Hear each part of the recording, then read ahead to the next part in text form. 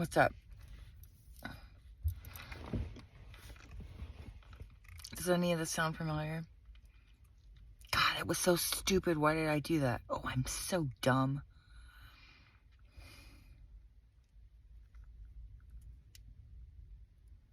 I'm a failure.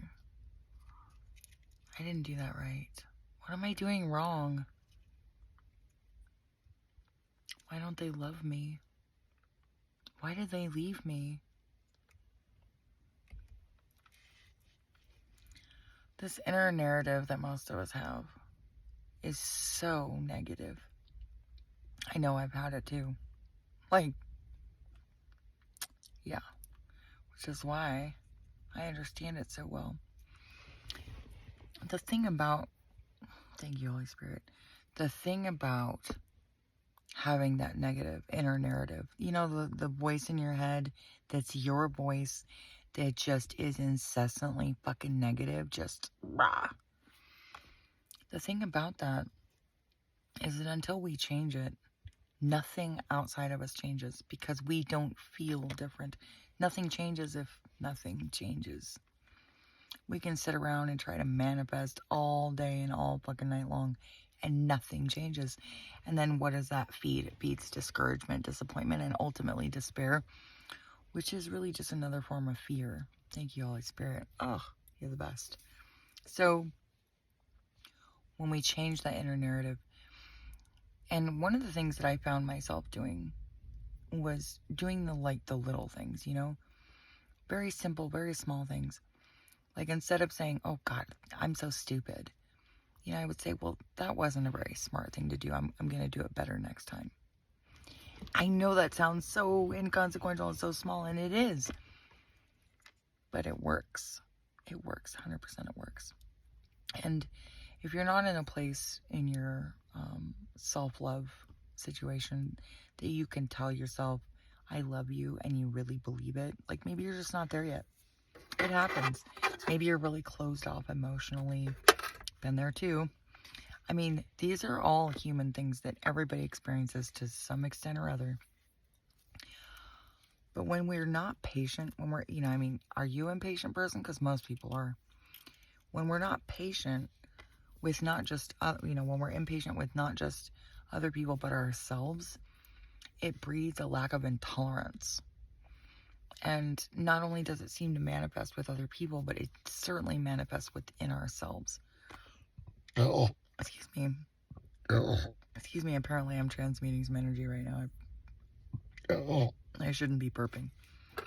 But changing that inner narrative, one of the first things I did that was really powerful, and again, it sounds like a really simple and easy thing to do because it is, I eliminated guilt, shame, and blame from my vocabulary. I just stopped saying it to myself. I stopped saying it to other people. I stopped saying, oh, that's your fault. You know, there's responsibility, there's accountability, but there's no guilt, there's no blame, there's no shame.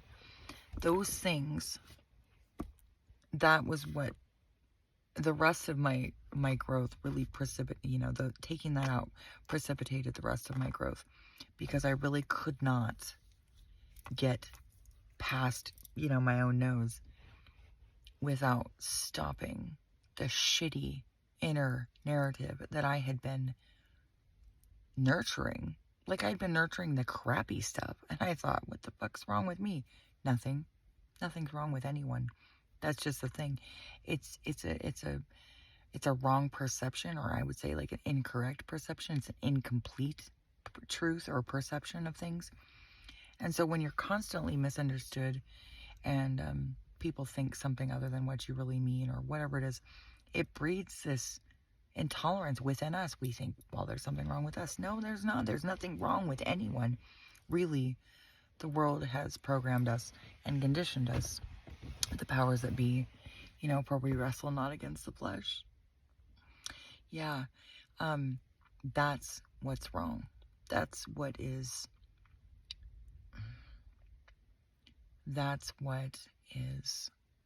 awful about most people's insides. you know, just like we transmute, you know, a lot of us are alchemists, a lot of us, very powerful alchemists.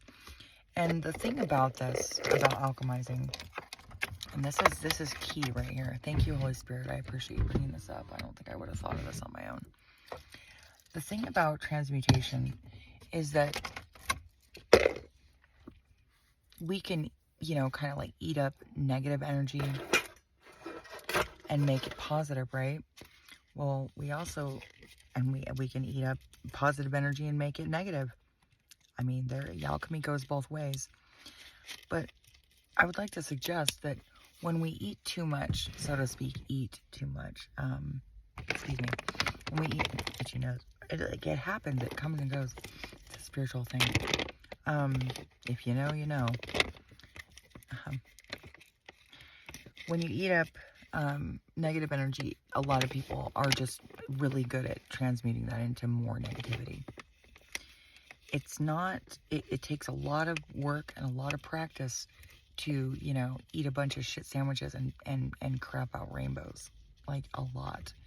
And it's not, I don't think it's inherent necessarily in human nature. Ooh, I just got hot? That is not a hormonal hot flash either. What the fuck? It's been happening all day. I just rolled down the windows too. Ooh, who's getting hot flashes? Woo, whose energy is that? It's not mine. Woo, hot, hot, hot. Like somebody's flushing or something. Anyhow, who is that? Blech. Hot damn. That is not me. I mean, I'm feeling it, but that's not me. Woo, like head to toe too. Dang. When we're fed too much negativity, I mean, we are very much what we think we are.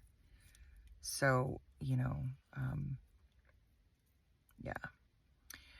And when you think very little of yourself, regardless of what you say outside of yourself, regardless of what, you know, what you tell other people, what you post on your social media and every fucking thing else, if you don't really believe that, like in your heart, you know, like really believe that in your heart, it just breeds more intolerance, more negativity, more impatience, and like a complete lack of self-love.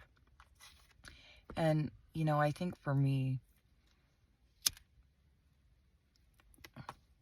because we are what we eat, literally, our food. We are what we drink. We are what we pay attention to. Yeah. That's an important one. You are what you think. You know, if you're thinking a bunch of shitty, negative thoughts all day, that's what you are. Sorry, not sorry. It's just the truth. I'm not here to... I've been there. I've consumed, like... I was obese on negativity for a long time in my life. So it's no criticism. It's not a judgment. It just is the truth. It just is. I don't feel one way or the other about it. It just is the truth. But, you know, if we can at least get to a point of being angry about the bullshit that has been perpetrated against humanity, about the Matrix crap. You know what I mean? There are good parts of the Matrix, but any system of control, you know, perpetrated on humanity is really just suppression. It's oppression. And humans weren't meant for that. That's not why we were created. We were created to be free.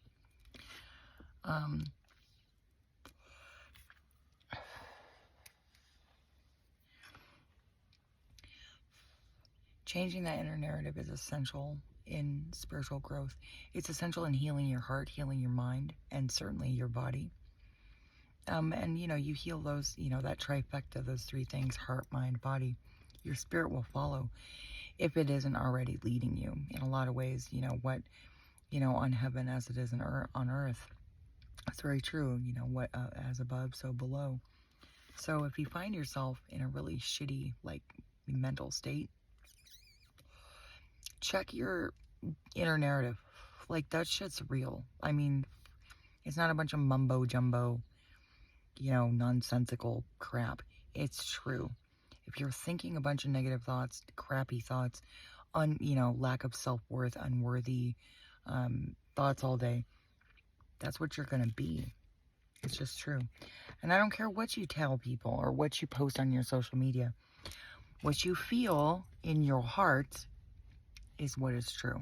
That's just the truth. I don't feel one way or the other about it. It just simply is neutrality. It's the truth.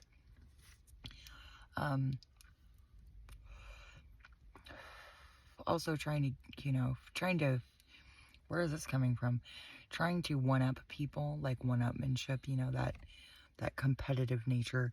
Truly, the only person you should be competing with is who you were yesterday. End of story. Period. If you're competing with anyone else, or trying to fool anyone or manipulate anyone else, that simply is spell work. It's witchcraft, whether you're lighting candles and using actual witchcraft or not.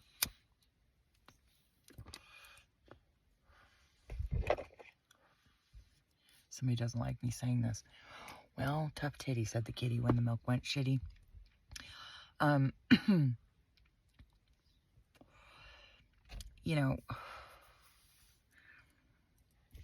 know that it sounds cheesy, and, at first, for a person like me, I very much operate in the truth, and for a long time I thought that, being realistic was the truth, and the truth was it wasn't. I would think, well, I'm not an optimist, I'm not a pessimist, I'm a realist, right? And the thing about that is that when somebody needs to hear this right now, I don't even know. The thing about that, when you tell yourself, I'm not a pessimist, and I'm not an optimist. I'm a realist. Well, then that's what you are. And whether you're right or wrong, what you tell yourself is what it's going to be. So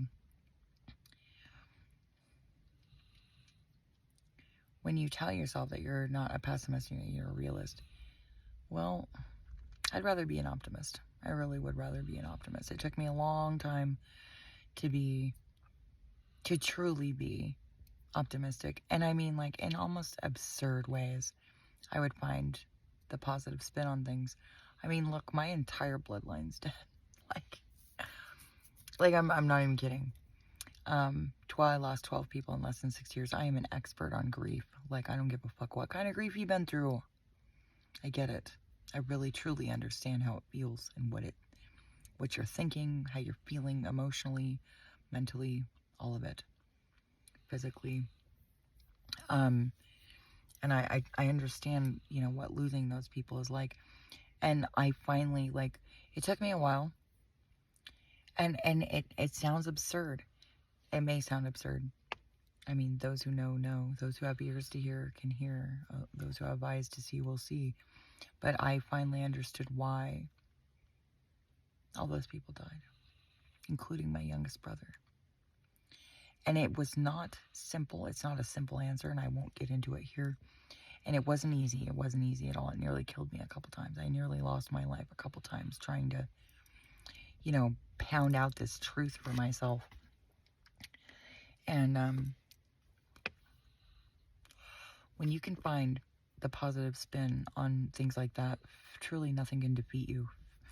And the same thing is true when you change that inner narrative from, I'm stupid, why don't they love me? Well, they don't love me most likely because they don't love themselves. That's most likely the answer. I mean, that's a pretty standard answer that works almost in every aspect of things.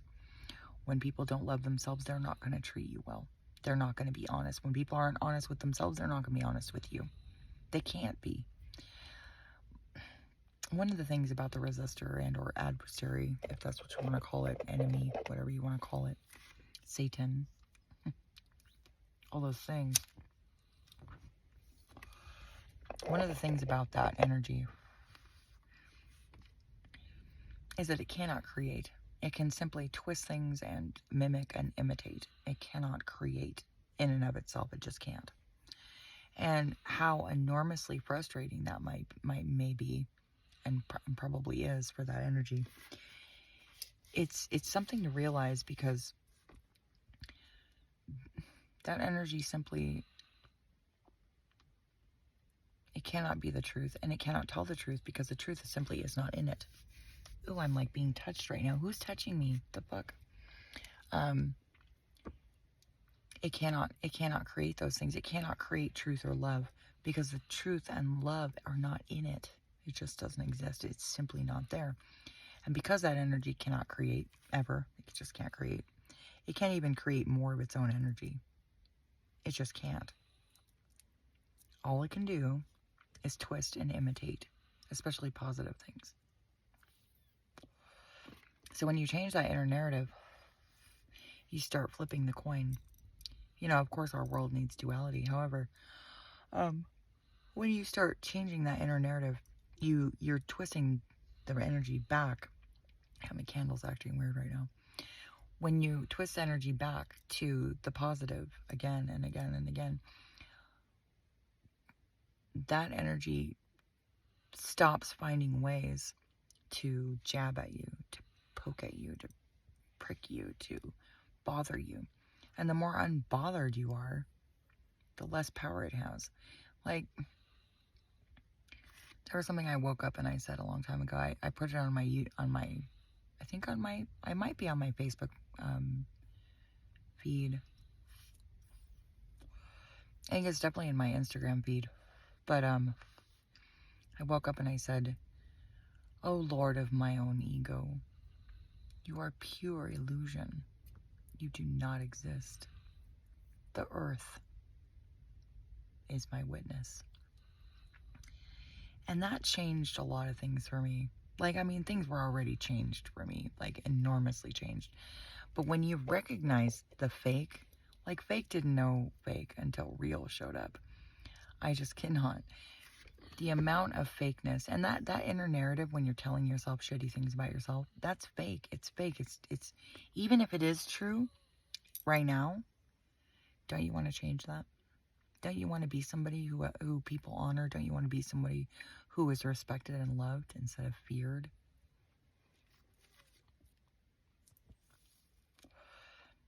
So there are things to ponder.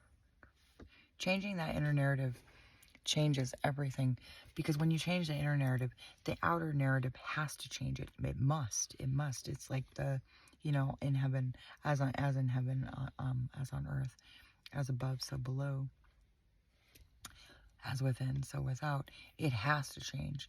That inner narrative must change. It just simply quantum mechanics. It has to. So when we insist on telling ourselves better things, those better things come about.